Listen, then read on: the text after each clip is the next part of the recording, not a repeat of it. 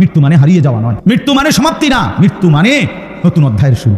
এই জন্য আমরা মৃত্যুকে কিতাবের ভাষায় ইন্তেকাল বলি। ইন্তেকাল শব্দটা আরবি শব্দ, অর্থ হল স্থানান্তর, শেষ হয়ে যাওয়া না। হ্যাঁ, এভাবে তিনি তার 70 বছরের বর্ণাঢ্য রাজনৈতিক জীবনের ইতি টানলেন, সমাপ্তি ঘটালেন। বাবা বক্তব্য মেরে দিল আর কি। 70 বছরের বর্ণাঢ্য জিন্দেগি, অসংখ্য অনিয়ম, দুর্নীতি, ছিটারি, বাটপারি, ওজনে কম দেওয়া, হাজারো রকমের জুলুম, এই সব কিছু করে মৃত্যুবরণ করলেন। সমাপ্তি, শেষ, আর কিছু নাই। এরপরে আর কিছু না, উনি খাইয়া পইয়া উত্তালাইছেন, শেষ। তো বেঈমানের কথা আর কথা, ইন হিয়া ইল্লা হায়াতুনা দুনিয়া নামুতু ওয়া নাহইয়া ওয়া মা ইউহলিকুনা ইল্লা দাহর।